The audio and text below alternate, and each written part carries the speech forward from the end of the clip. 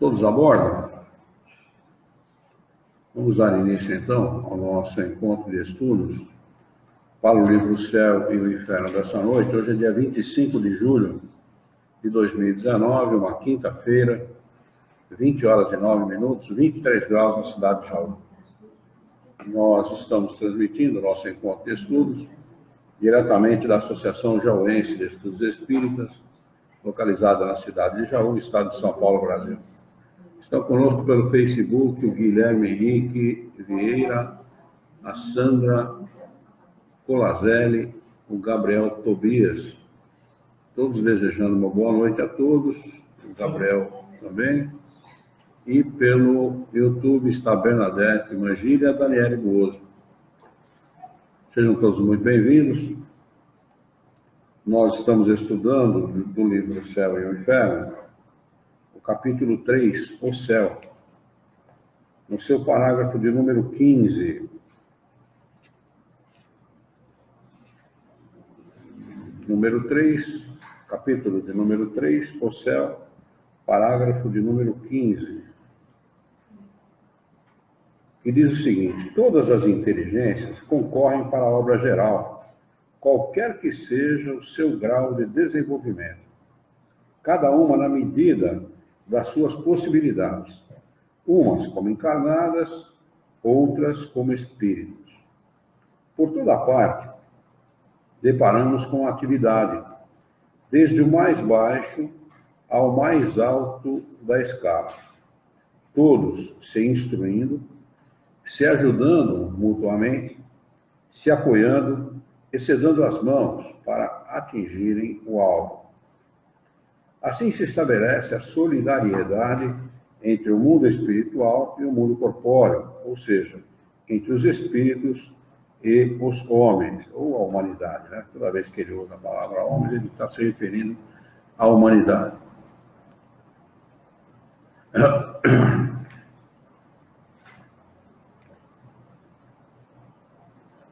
E entre os espíritos dos homens e entre os espíritos livres e os espíritos cativos, né? Que significa a mesma coisa, né? Os espíritos livres são aqueles que não têm corpo físico e os cativos são aqueles que estão encarnados, né? São aqueles que estão em um corpo material. Assim se perpetuam e se consolidam pela depuração e pela continuidade das relações as verdadeiras simpatias e as mais sagradas afeições. Por toda parte, pois, há vida e movimento. Não há um recanto do infinito que não esteja povoado, nenhuma região que seja incessantemente percorrida por inumeráveis legiões de seres radiosos, invisíveis para os sentidos grosseiros dos encarnados, mas cuja visão enche de admiração e de alegria as almas libertas da matéria. Por toda parte, enfim, a felicidade relativa a todos os graus de progresso, por todos os deveres cumpridos. Cada um carrega consigo os elementos de sua própria felicidade na razão da categoria em que o coloca no seu grau de adiantamento. A felicidade decorre das próprias qualidades do indivíduo e não da condição material do meio em que se encontram. Desculpe, encontrar, encontram mesmo. Encontram, é isso mesmo. Não estava lendo errado aqui. Encontram. Ela está, portanto, em toda parte, onde existam espíritos capazes de ser felizes. Nenhum lugar determinado existe para ela no universo. E Kardec e os espíritos superiores ensinam isso. Entrou a Rosalie, desculpe. Seja bem-vinda, viu, Rosa? Seja bem-vinda, Rosa, entre nós. O Kardec e os espíritos superiores repetem reiteradamente a afirmação de que não existe nenhum lugar localizado ou circunscrito para os espíritos habitarem. Eles estão por toda parte. Portanto, não há nada de colônia espiritual, esse tipo de coisa, esse tipo de afirmação está em confronto com aquilo que é ensinado pelos espíritos superiores. Então, não há, eu vou repetir a frase, nenhum lugar determinado existe para ela no universo. Em qualquer lugar que se encontre, os espíritos puros podem contemplar a grandeza divina, porque Deus está em tudo. Essa descrição é por Kardec ou os espíritos superiores? Isso que está sendo escrito aqui? Sim. Isso aqui está sendo escrito por Kardec, baseado em tudo aquilo que ele aprendeu com os espíritos superiores. Ele mesmo está fazendo essas anotações, fez essas anotações e colocou aqui, não é, esse arrazoado, aqui, essa defesa sobre essa tese, sobre o céu, à luz da doutrina espírita, baseado naquilo que ele estudou até agora sobre o espiritismo. Os espíritos faz pergunta. Sim. Aqui também ele vai fazer. Aqui é tudo conhecimento que ele teve. Não, mas aqui ele vai fazer também. Mais à frente ele vai fazer também. Né? Mas aqui, como é uma comparação entre a tese espírita, né, a filosofia espírita e as filosofias chamadas cristãs, a respeito de céu e inferno, ele está fazendo aqui uma defesa, né, a respeito da posição da doutrina espírita em relação àquilo que pensa a doutrina espírita, confrontado com aquilo que pensam as religiões. Né? Então, essa defesa aqui é dele, mas sempre baseado naquilo que ele aprende com os espíritos. Né? Nunca da cabeça dele. Né? Aqui não tem nada da cabeça dele. Pelo contrário, né? Muitas vezes, você sabe disso já, muitas vezes ele pensava de maneira diferente dos espíritos. Os espíritos falavam, não é assim. Né? É assim, assim, assim. A respeito desse assunto é tal coisa. Então, nada que Kardec escreve sai dos limites, dos parâmetros daquilo que é ensinado pelos espíritos superiores. A Maria Clara Zanello está conosco também. Bem-vindo, viu, Maria Clara? Inclusive, fundamentado uma universalidade, né? Foi o que falou para ele, que vários relatos. Principalmente norteado por essa... Boa noite, Maria Clara. Baseado nesse parâmetro da universalidade, né? Dessa garantia, né? Que os espíritos deram para ele. Paris, naquela época, virou um centro de informação a respeito daquilo que os espíritos ditavam. Eles ditavam em vários lugares do mundo inteiro, e como Paris deu início nessa pesquisa científica a respeito daquilo que os espíritos ensinaram, acabou virando um centro. Todo mundo se dirigia para a Sociedade Parisiense, que foi o primeiro centro espírita fundado no mundo, né? Sociedade de Paris, né? Então, inclusive, Bahia, se não me falha a memória, mandava correspondência para Kardec. Kardec cita a Bahia na revista espírita. Né? Os nossos irmãos da Bahia e tal, os espíritas brasileiros e tal. Né? Então, na revista? Na revista espírita. Sim, é citado na revista espírita. Isto foi uma espécie de ferramenta criada, né? É claro que, sem dúvida, aí tem o norte dos espíritos também, né? Os espíritos deram esse norte para ele, ele tem 50% da sabedoria dele, e o restante aí é a inspiração dos espíritos para que ele criasse esse critério, porque esse critério foi um critério que limitou a ele mesmo e limitou os detratores da doutrina. Você fez o estudo da história do espiritismo no Brasil com a gente? Chegou a fazer? Então, você lembra que os seguidores de Mustang criticavam esse critério dele? Porque tudo que está em contraposição a esse critério não pode ser tido como... Não pode se dar a isso foro de verdade. Nem Kardec dava foro de verdade aquilo que ele pensava como pessoa a respeito das coisas espirituais.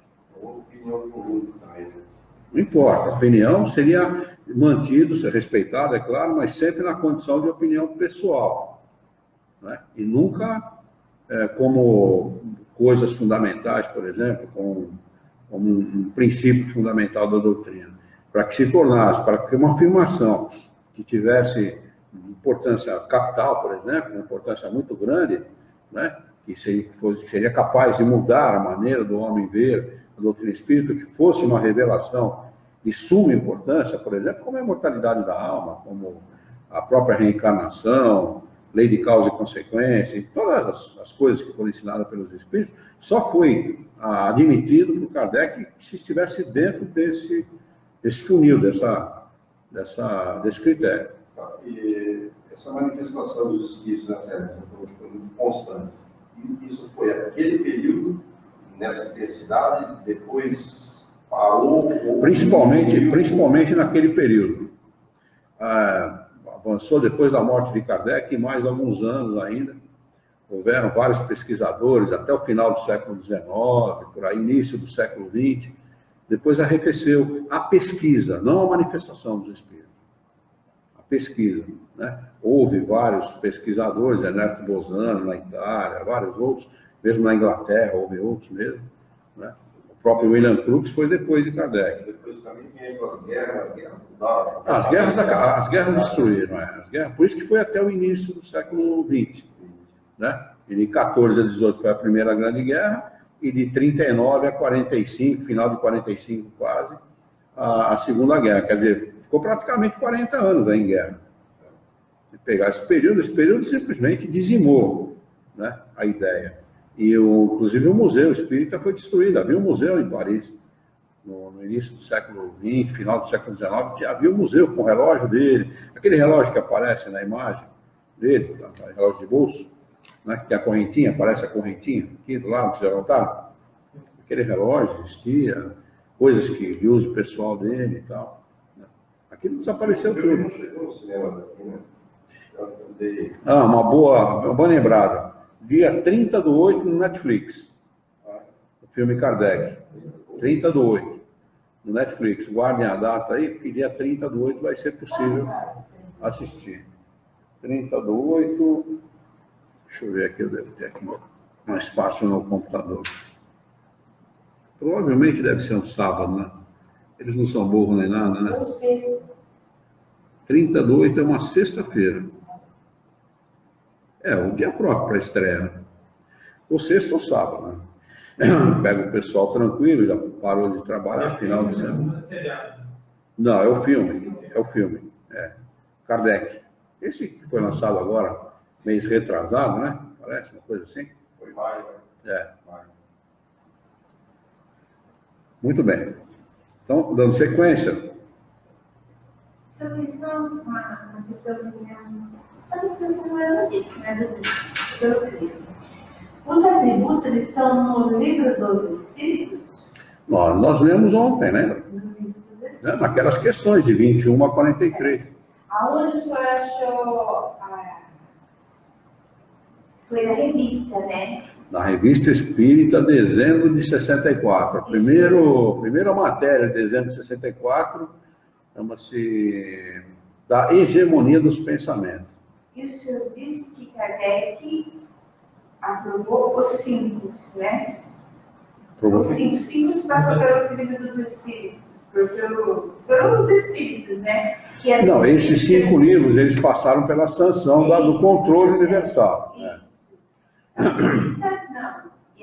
Não é que a revista era usada como uma espécie de ensaio para os 5 livros que compõem a codificação. Mas o que chama a atenção ali é que Kardec faz essa afirmação textualmente. Sim. Não é ninguém que faz, não é uma carta que ele recebeu, não é um questionamento de alguém. Não, eu só estou baseando nisso no que o senhor falou. Sim, eu estou apenas dizendo para você que o que me chamou a atenção foi isso, né? Que quando eu li aquilo, eu também fiquei surpreso. Entendeu? Então, o Silvio Felipe faz a afirmação de que o homem tem 3 atributos que servem como ferramentas para a evolução: inteligência, vontade e pensamento. Como se fossem 3 coisas independentes. Mas se a gente notar bem no filme, ele fala assim, que a gente pode ter a vontade também como um atributo. Notaram isso? Também como um atributo. Porque Kardec fala textualmente na Revista Espírita de 1864, dezembro de 64, que a vontade não é um atributo especial do espírito. A vontade é uma espécie de um estágio superior alcançado pelo pensamento. Pensamento que impulsiona o espírito. É ele que cria a vontade. Primeiro pensa, para depois, daí, criar a vontade, mover o corpo, fazer as coisas, tomar iniciativas. É perfeito. A análise. Isso contradiz ou não? Quem contradiz o quê? O Kardec fala contradiz o que está escrito no Pentateuco, no caso? Não, absolutamente não, porque os espíritos não falam que o pensamento é um atributo. Vocês notaram isso? Eles falam, eles afirmam sim que a inteligência é um atributo essencial do espírito e que o pensamento é um atributo especial do espírito. Eles usam esse termo. Mas eles não falam que a vontade é um atributo. Né? Então, quer dizer, a gente... E depois é o seguinte, é o mestre, né? É o mestre, ele já está... Em 64, ele já está há 7 anos estudando a doutrina. Já escreveu o Livro dos Espíritos, 57, em 61 o Livro dos Médiuns, em 63 o Evangelho segundo o Espiritismo, e em 65 ele escreveria o Céu e o Inferno. As perguntas a gente faz para não ficar nem... Quer dizer, ele já estava elaborando o Céu e o Inferno nessa altura do campeonato. Ele já estava escrevendo o Céu e o Inferno nessa altura do campeonato. Ele lança em 65 o Céu e o Inferno. Então, quer dizer, ele sabia muito da doutrina. Ele estudou, ele ficou 14 anos trabalhando nisso, né? Estudando, trabalhando, elaborando, entrevistando. Nessa altura, em 64, ele tinha entrevistado milhares de espíritos. Né? Milhares de espíritos, passado noites e noites em claro, escrevendo, estudando. Então, eu não estou aqui desmerecendo, o objetivo não é desmerecer o Sr. Peripério, pelo contrário. Quem sou eu para desmerecer? Né? Sabe muito da doutrina espírita. Mas é aqui que me chamou a atenção. E é uma afirmação textual. E eu passei para o Sr. Milton, que ele tinha feito essa afirmação textualmente. Ele não me respondeu nada. Entendeu? O trabalho dele está fixado em cima. Ele repete isso há muito tempo. Fica difícil para ele. Fica difícil para ele mudar o discurso agora. Mas está difícil, mas tem que ser mudado, tem que ser mudado. E vai, Eu esqueci. Eu se sou ele, eu considero o Sr. meu mestre. Exatamente. Caso escrito aqui. Mas, antes de qualquer pessoa no mundo, no universo, para mim está Kardec. Aprenda com Kardec. E eu sou um livre pensador, quer dizer, eu tenho direito de pensar do meu jeito. Eu aprendo, mas também penso e também deduzo daquilo que eu penso. Muito bem. Mas isso, repito, não desmerece absolutamente nada o trabalho do Sr. Pelo contrário. Pelo contrário. Né? Ele tem o direito, como qualquer outro, como ser humano, de cometer os seus equívocos e tal. E eu reparei, assistindo o filme, ele fala primeira vez em inteligência, vontade e pensamento, acho que no 3º ou 4º vídeo. Ele fala que nós podemos considerar também a vontade como um atributo. Prestem atenção, que vocês vão notar isso. Prestem bastante atenção. Eu não tenho. Depois que o senhor falou isso, eu estou ouvindo. Então, eu estou. Eu acho que vocês dois vão conversar ainda sobre isso. Provavelmente. Provavelmente. Vamos lá.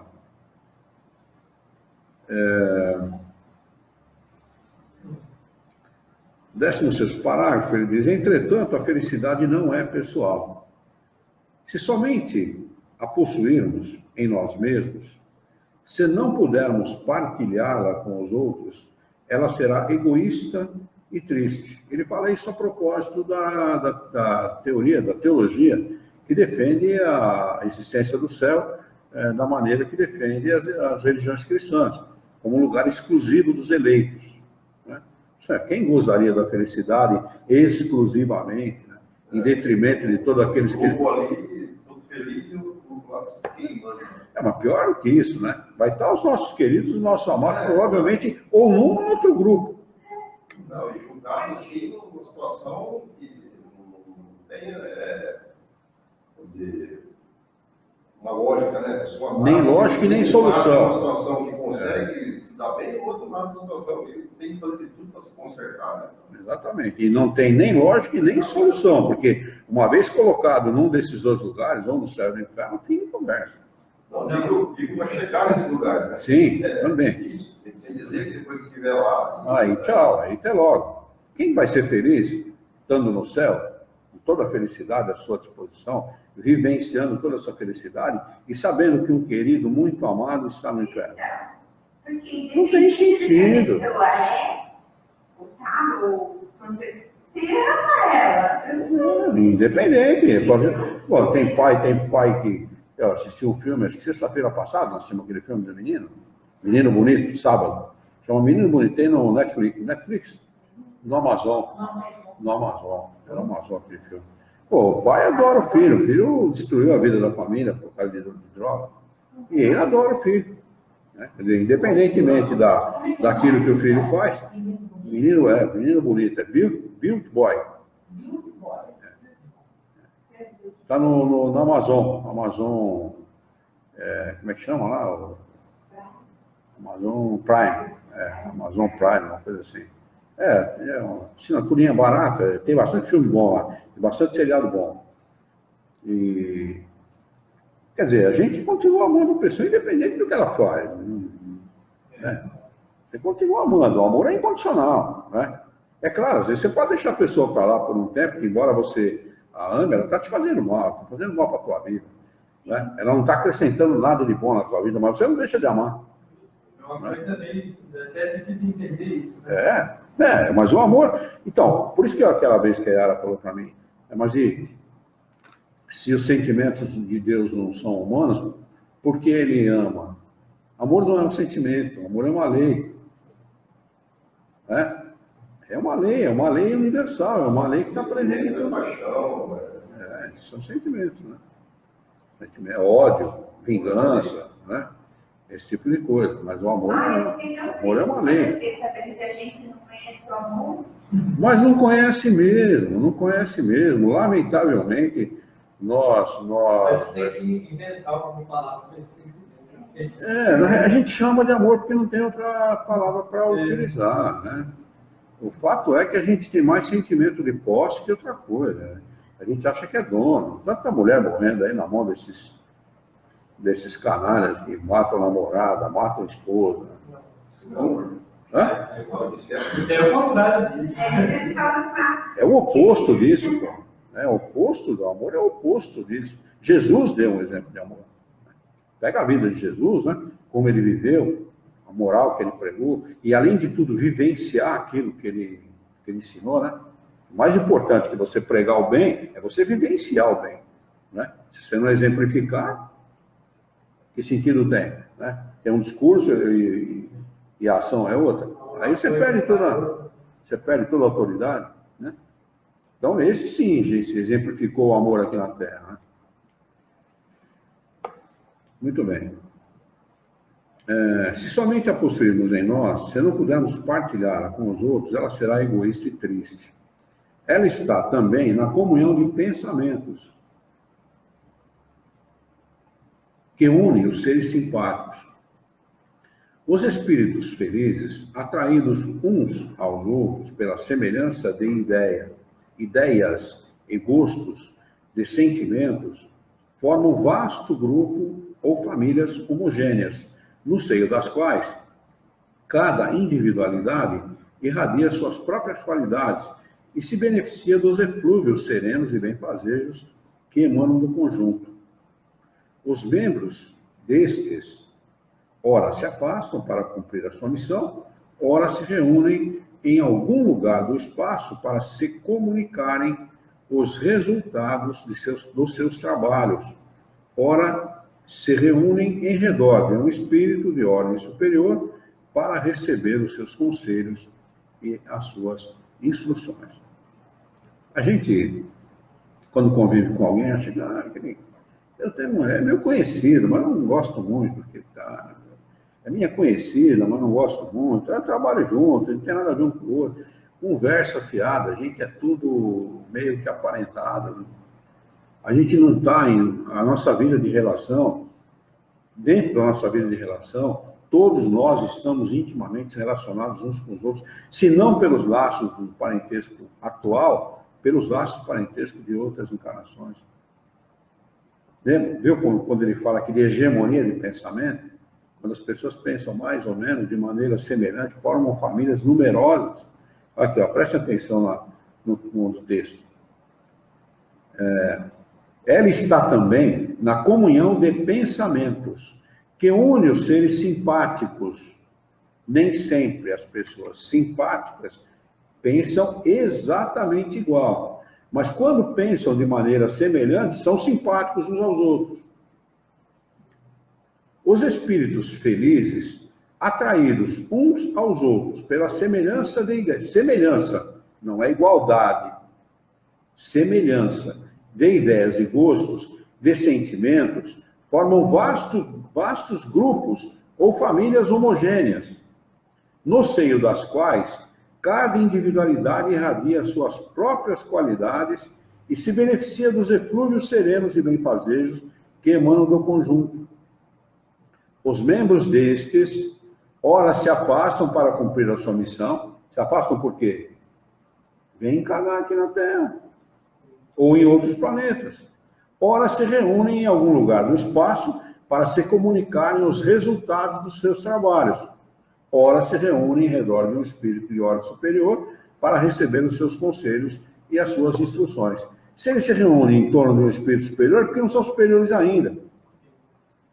Está falando exatamente de nós, exatamente da nossa humanidade. Quando os espíritos dizem assim, cuidado, quando você repele um mendigo na porta da sua casa, porque você pode estar repelindo um pai, uma mãe, um filho de outra encarnação. Por que será que eles fazem esse tipo de alerta? Imagine aquele que trabalha com a gente, o vizinho que convive, o companheiro, por exemplo, de um centro espírita, ou de uma igreja, ou de um templo, não é? Somos todos intimamente ligados. A gente não dá essa importância, deveria dar, né? Deveria dar essa importância. Porque eu tenho certeza que talvez vocês convivam mais entre nós aqui do que propriamente com a família, os parentes, vamos dizer assim, né? Eu, por exemplo, convivo muito mais, faz quase, 4 anos que a gente vai a São Paulo, né? Faz 4 anos que eu não vou a São Paulo. Então, como é que eu vou atribuir, né, a minha amizade, a minha proximidade? É claro que eu não deixo de gostar dos meus parentes em São Paulo, mas eu convivo muito mais com vocês aqui do que com eles. Muito mais com vocês que com minha filha mais velha, por exemplo. A filha mais velha vem, às vezes, um ano para sem mim aqui em casa. Né? Então, essa ligação, ela é efetiva, ela existe. Ela existe. A gente não está reunido numa casa espírita porque a gente gosta só de espiritismo. A gente só está reunido numa casa, numa determinada casa espírita, porque tem hegemonia de pensamento. Pensa de maneira semelhante uns aos outros. Nada por acaso. Nada, absolutamente nada. Né? Isso serve para o lar, isso serve para o centro espírita, isso serve para a cidade, o bairro que a gente vive, para a cidade em que a gente vive, para o estado em que a gente vive, para o país em que a gente vive, e assim sucessivamente. Vamos lá. Embora os espíritos estejam por toda parte, os mundos constituem os lares em que eles, de preferência, se reúnem, em razão da sintonia existente entre eles e os que os habitam. Ao redor de mundos adiantados, a maioria dos espíritos são superiores. Ao redor dos mundos atrasados, pululam os espíritos inferiores. Dá para entender porque nós temos guerra, violência, miséria, fome, egoísmo, vaidade, prepotência. Pulular. Você já viu um ninho de pulga? Um lugar onde tem muita pulga? Chegou a ver alguma vez? Ou pulga? Então, aquilo ali. Ficou ali, né? Ou então um formigueiro muito grande, né? É isso. A comparação é esse o significado dessa palavra, ou seja, tem uma quantidade muito grande, estão em número muito grande, números muito grandes entre nós.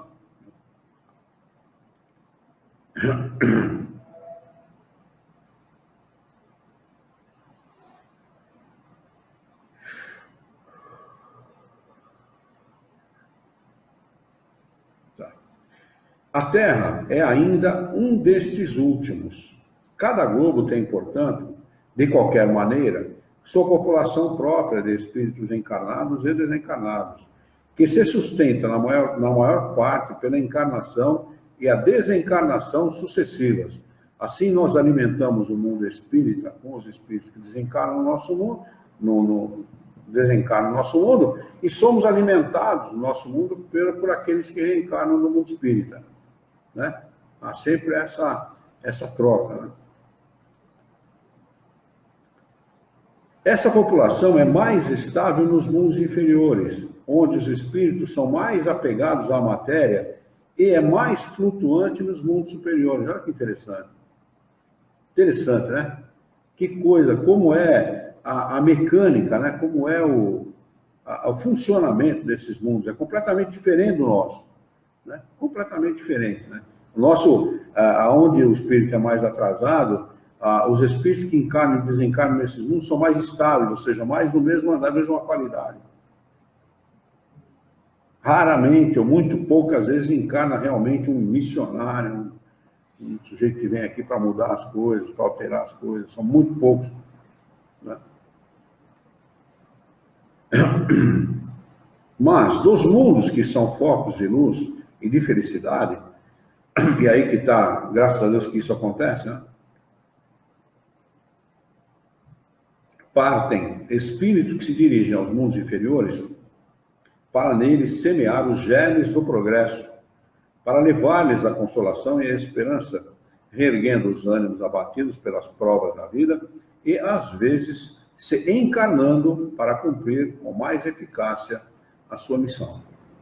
Ainda bem que temos esses espíritos, né? Que se ninguém não vir aqui, inspirar o bem, inspirar a esperança, o consolo. Né? Vamos dar uma força para o pessoal lá. Parágrafo de número 18. Nessa imensidade sem limites, onde está o céu? É de se perguntar, né? Onde fica o céu? Em cima, embaixo, no meio, do lado? Está por toda parte. Nada o cerca, nem lhe serve de limites. Os mundos felizes são as últimas estações do caminho que ele conduz. As virtudes favorecem a caminhada e os vícios impedem o seu acesso. Ao lado desse quadro grandioso que povoa todos os recantos do universo, que dá uma finalidade, uma razão de ser a todas as coisas da criação, como é pequena e mesquinha a doutrina que circunscreve a humanidade num imperceptível ponto do espaço, que nos mostra começando num determinado instante, para igualmente acabar um dia com o mundo que a carrega. Tudo isso apenas num minuto, dentro da eternidade. Como é triste, fria e glacial essa doutrina que nos apresenta todo o resto do universo antes, durante e após a existência da humanidade terrena, sem vida, sem movimento, como um imenso deserto mergulhado no silêncio. Como é desesperadora ao figurarmos um pequeno número de eleitos entregues à contemplação perpétua, enquanto a maioria das criaturas é condenada a sofrimento sem fim. Como é pungente para os corações amorosos a barreira que ela coloca entre os mortos e os vivos. As almas felizes, dizem, só pensam na sua felicidade, e aquelas que são infelizes, somente nas suas penas. É de admirar-se que o egoísmo reine sobre a terra quando nolo mostram no próprio céu? Como, pois, é estreita a ideia que ela nos oferece da grandeza, do poder e da bondade de Deus. Mas como é sublime, ao contrário, a que o Espiritismo nos proporciona.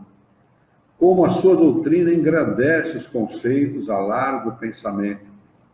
Quem nos diz, porém, que ela é verdadeira? Primeiramente, a razão, em seguida a revelação, depois sua concordância com o desenvolvimento da ciência, entre duas doutrinas, uma em que uma diminui e outra amplia os atributos de Deus. Uma está em desacordo e a outra em harmonia com o progresso. Uma permanece no passado e outra marcha para o futuro. O bom senso nos diz de que lado está a verdade. Que diante das duas, cada um, no seu foro íntimo, consulte as suas aspirações e uma voz interior lhes responderá. As aspirações são a própria voz de Deus, que não pode enganar os homens. Ele fala logo acima, um pouco mais acima, em revelação espírita.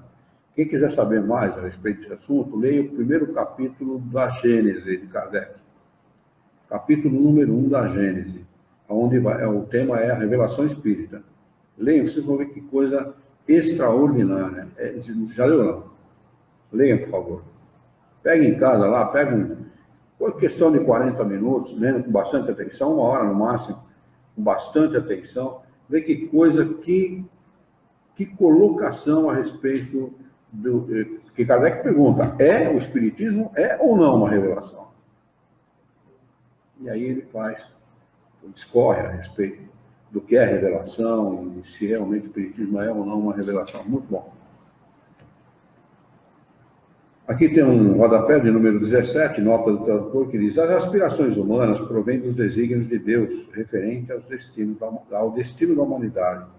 Todas as criaturas trazem no seu íntimo a intuição do sentido e da finalidade da sua existência.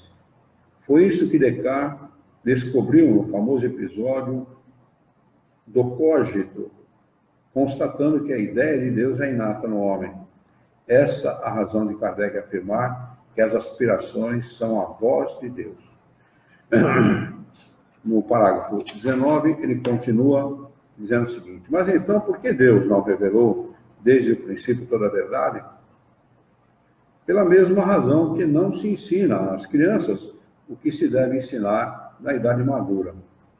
A revelação espírita era suficiente... a revelação restrita era suficiente durante um certo período do desenvolvimento da humanidade. Deus a proporciona na medida das forças dos espíritos, ou seja, da evolução da inteligência e da moral. Estes recebem hoje uma revelação mais completa, dada pelos mesmos espíritos que já lhe deram uma revelação parcial em outro tempo, porque desde então desenvolveram-se a inteligência. Antes que a ciência tivesse revelado aos homens as forças vivas da natureza, deixa eu ver se tem alguma pergunta da Berna aqui, não. Antes que a ciência tivesse revelado aos homens as forças vivas da natureza, a constituição dos astros, a verdadeira posição e o processo de formação da Terra, poderiam eles compreender a imensidade do espaço e a multiplicidade dos mundos? Uma afirmação muito verdadeira, não é? A ciência vem revelando como a revelação do próprio Espiritismo vem revelando os seus poucos. Né? O homem vai adquirindo aos poucos condição de entendimento, né? O que seriam os homens do tempo de Kardec, por exemplo, se uma Hubble viesse revelar para eles aquilo que a Hubble revela hoje para nós, né? A imensidade, essa enormidade toda. Né? Então, é aos poucos mesmo, as coisas acontecem aos poucos. As revelações espíritas vêm de acordo com o conhecimento, acompanha isso. Na realidade, as revelações, elas acontecem em todas as épocas da humanidade, desde o início da humanidade até hoje. Só que, como o homem não tinha, a humanidade não tinha inteligência para compreender aquilo que estava acontecendo, ele colocou aquilo na condição do maravilhoso, do sobrenatural. Como o homem gosta muito de dominar outro homem, restringiu aquilo aos templos, aos sacerdotes, aos iniciados. Não revela para o povo, não. Entendeu? Deixa que a gente faz o negócio, porque assim a gente consegue dizer que somos nós que fazemos. Né? E dessa forma nós temos poder para dominar vocês. Nós estamos acima de vocês, nós somos enviados de Deus. Né? E assim você domina toda uma população, todo um país, etc. Né? E é isso que muitos homens fizeram. Então, à medida em que a coisa foi, a inteligência e a moral foram se desenvolvendo, o homem foi ganhando capacidade de entender que ninguém precisa de representante diante de Deus. Ou seja, a religião, ela não que ela seja inútil, mas como instituição ela é inútil.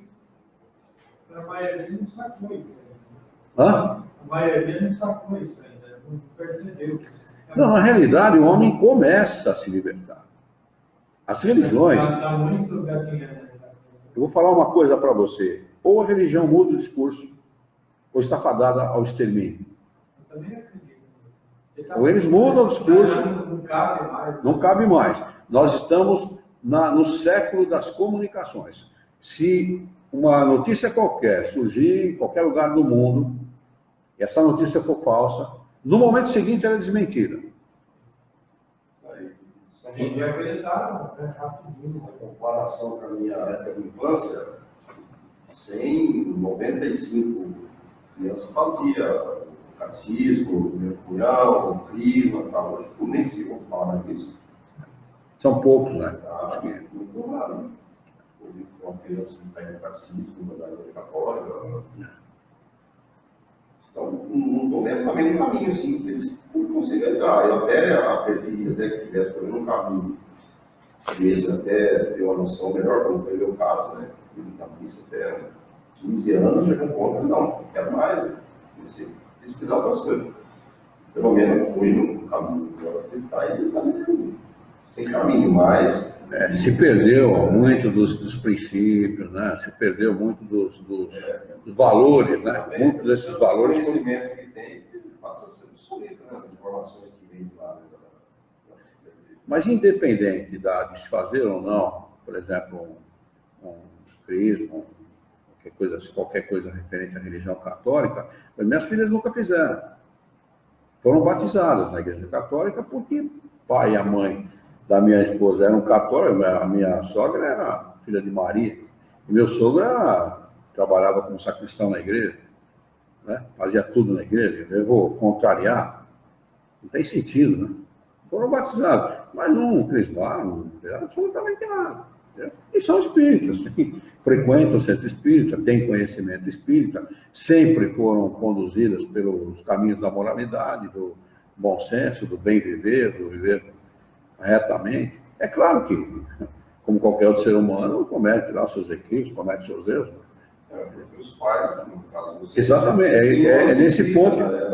É nesse ponto que eu queria chegar. Hoje não tem nada. É nesse ponto, exatamente esse é o ponto. Ou seja, falta princípio, faltam valores. Os pais, para ter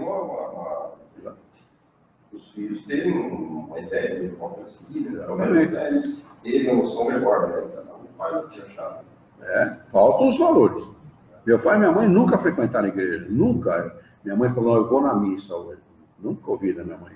E, no entanto, minha mãe e meu pai falavam, vocês têm que ir na missa de domingo. Eu acho que essas informações que agora é disponível, para vocês da igreja, por exemplo, né, sai todas as coisas. Hoje em dia não dá, você pode pegar a internet, pega as coisas da igreja, nossa, não tem como. Né? Então esse conhecimento fica difícil, né? A pessoa né, até católica, assim, né? O problema... Ou até o evangélico, também tem tantas sujeiras. O problema é a religião institucionalizada. E as pessoas estão percebendo isso. Né? No meu tempo de criança, por exemplo, 50 anos atrás, mais ou menos, era muito comum você ouvir dos mais velhos, respeite os mais velhos. Faço o que eu digo e não faço o que eu faço. Fim de conversa, ninguém questionava. Ninguém questionava isso. Entendeu? Não se questionava a vida de um padre, a vida da igreja, a atitude da igreja. Não se questionava. Quem questionava estava sujeito a ter problema grave. Entendeu? Quer dizer que não tinha coisa errada, muita. Mas não se questionava. Era como política. Quem questionava... Eu não entendendo, Eu não entendi por que coloca. Então, acontece o seguinte, ó, Transborda. sabe por quê?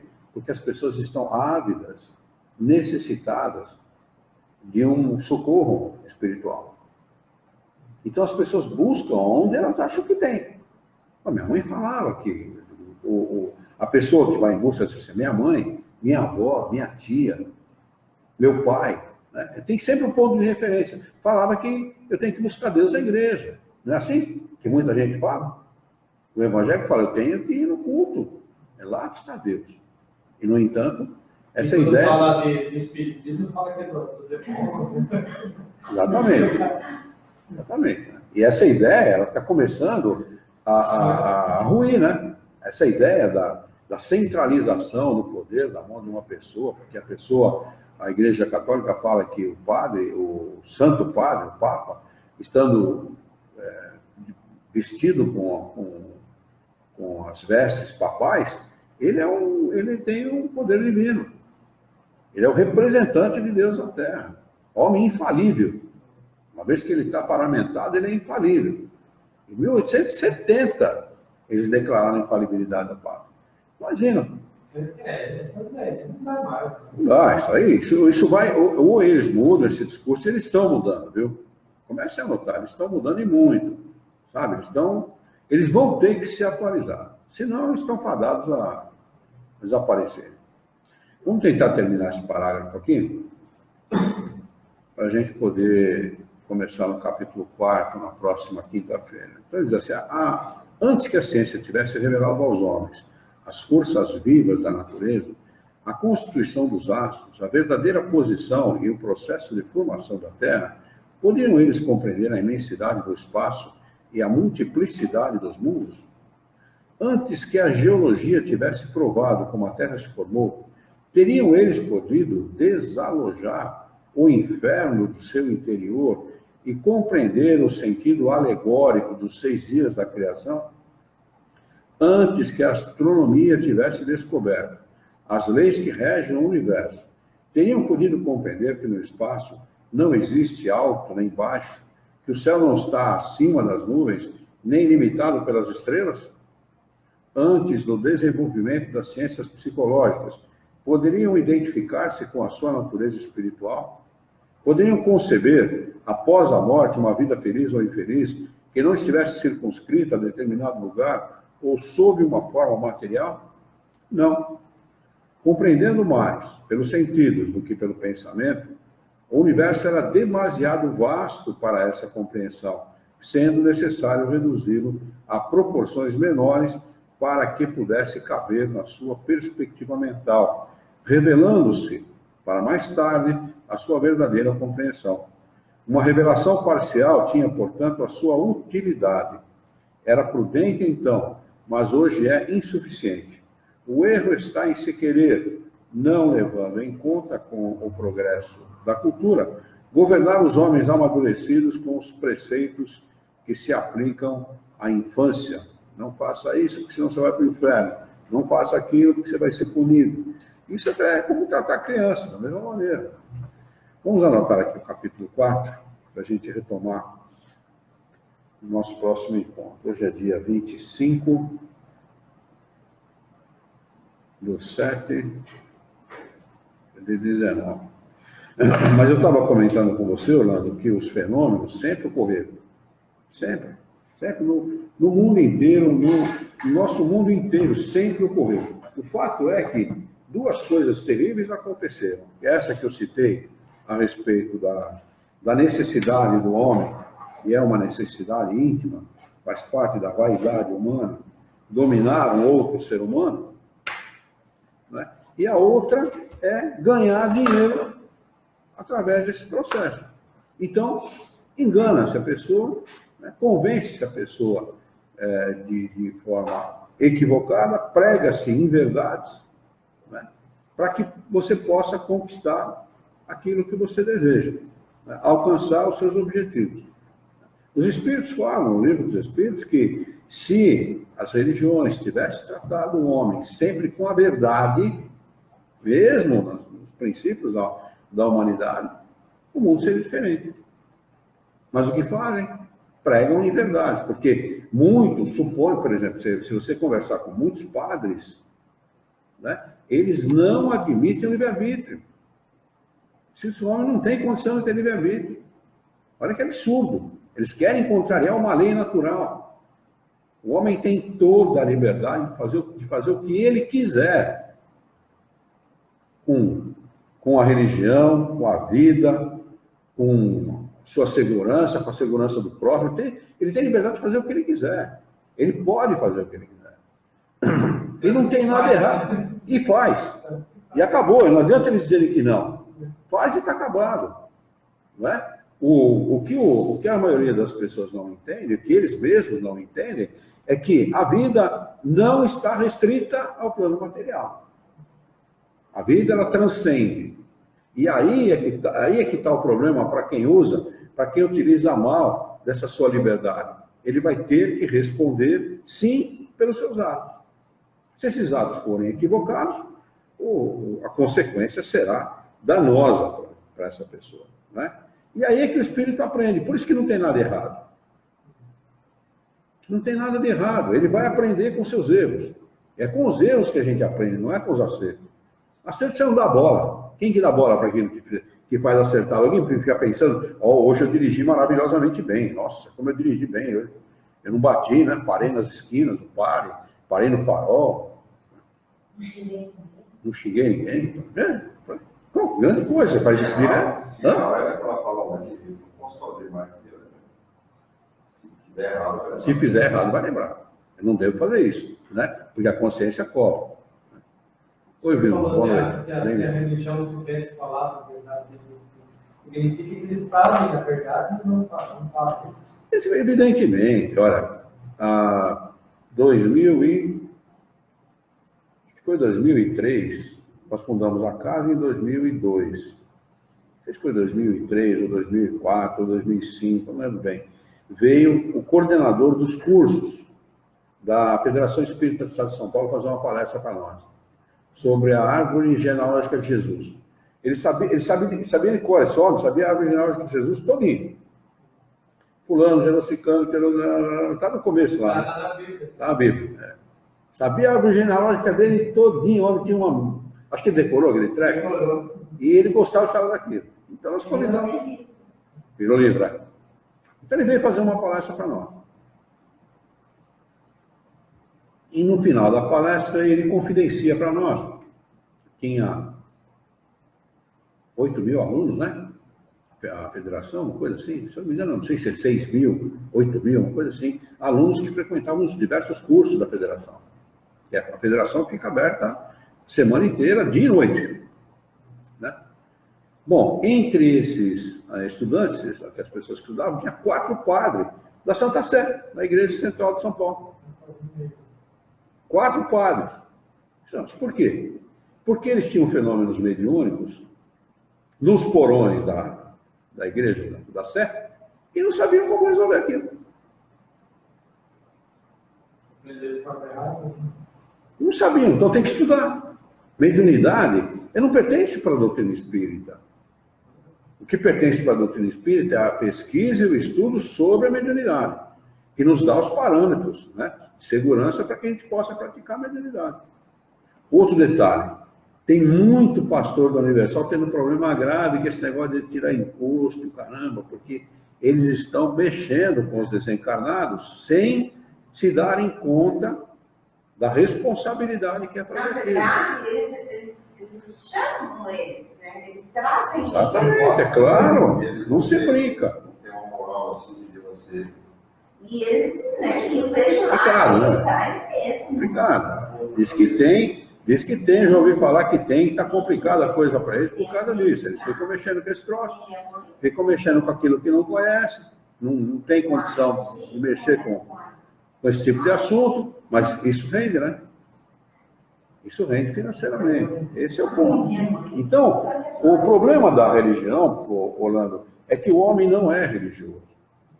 O homem, ele tem sentimento de religiosidade. Isso é uma outra coisa. São coisas... Não entende isso. Exatamente. São coisas diferentes. Né? No enterro da minha avó, mãe da minha mãe, minha avó, ela acabou os últimos dias dela dentro de um centro espírita. A minha tia, avó, era presidente desse centro espírita, Centro Espírita Ismênia de Jesus. E Ribeirão Pires, São Paulo, o Centro Espírita de Santos. Eles tinham uma casa, um orfanato em Ribeirão Pires. Um centro espírita enorme, riquíssimo. Muito dinheiro, muitos bens materiais e tal. Eles cuidavam muito de crianças lá. E minha avó acabou seus dias lá junto com ela, com essa minha tia Rosinha. Adorava ela também. Ela era filha da minha tataravó. Aliás, filha da minha bisavó. E eu conheci minha tataravó, minha bisavó, minhas tias-avós, minhas avós, eu conheci 5 gerações. Conheci todas elas, né? Por pai da minha mãe. E essa minha tia-avó, como era presidente do Centro Espírita, começou a ensinar a minha avó. Minha avó não tinha conhecimento espírita. Minha avó era um espírito rude, sabe? Uma pessoa rude. Começou a ensinar. Um bom coração. Sim, bom coração, sem dúvida. E minha avó falava para minha tia assim, você me doutrinou. Então ela se tornou espírita, acabou admitindo a doutrina espírita e desencarna dentro do centro espírita. Bom, desencarnou, a gente foi lá para Ribeirão Pires, ver lá o corpo dela e acompanhar o enterro e tal.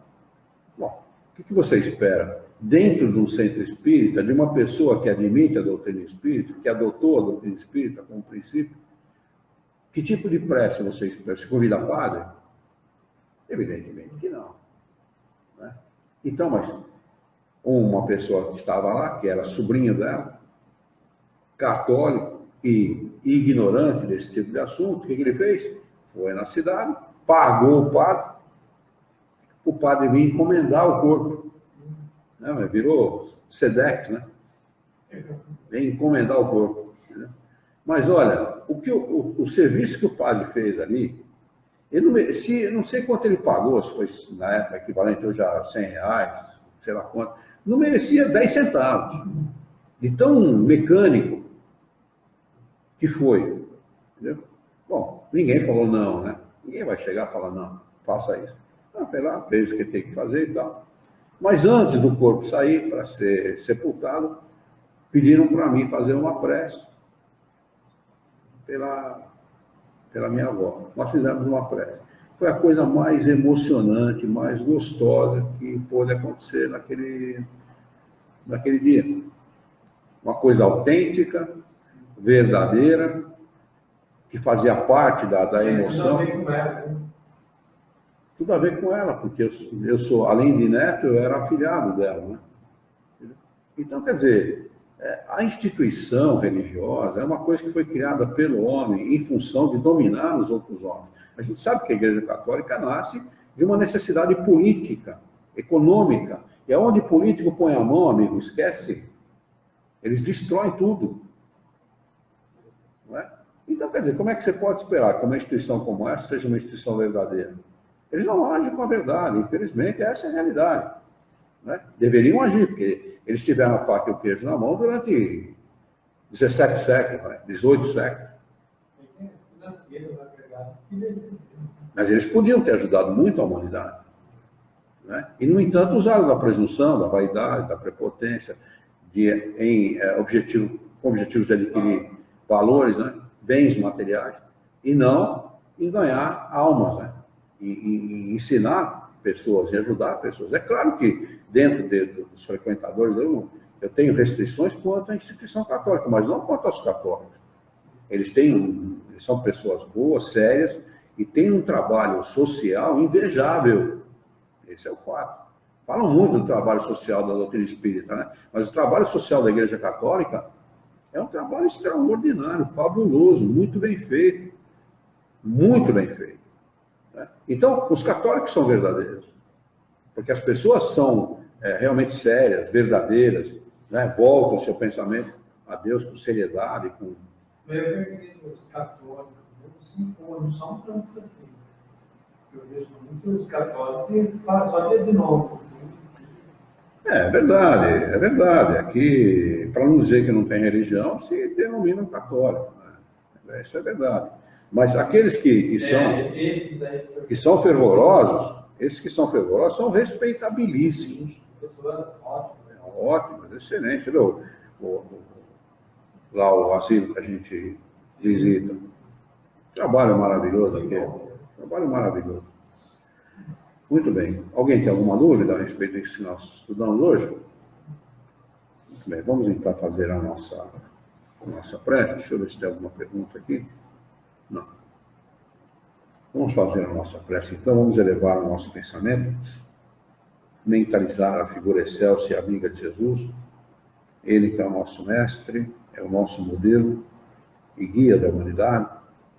E juntos com Jesus vamos nos dirigir ao Criador, ao Senhor da vida, fonte inesgotável de paz, de amor, de bondade, de misericórdia e justiça, para agradecê-lo muito pela oportunidade de aqui estarmos reunidos em seu nome, para discutirmos as questões propostas pelo livro O Céu e o Inferno desta noite.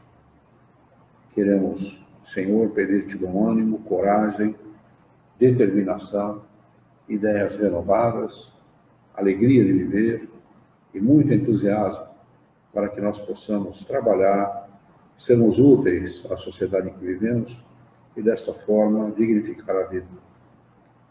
Dá-nos ainda a coragem necessária para que nós possamos orientar a própria existência por um profundo e sincero respeito pelo nosso próximo. Então, em nome de Jesus, em nome dos bons espíritos, em nome do nosso diretor espiritual e de sua equipe, nós declaramos encerrado o nosso encontro de estudos dessa noite, e que assim seja.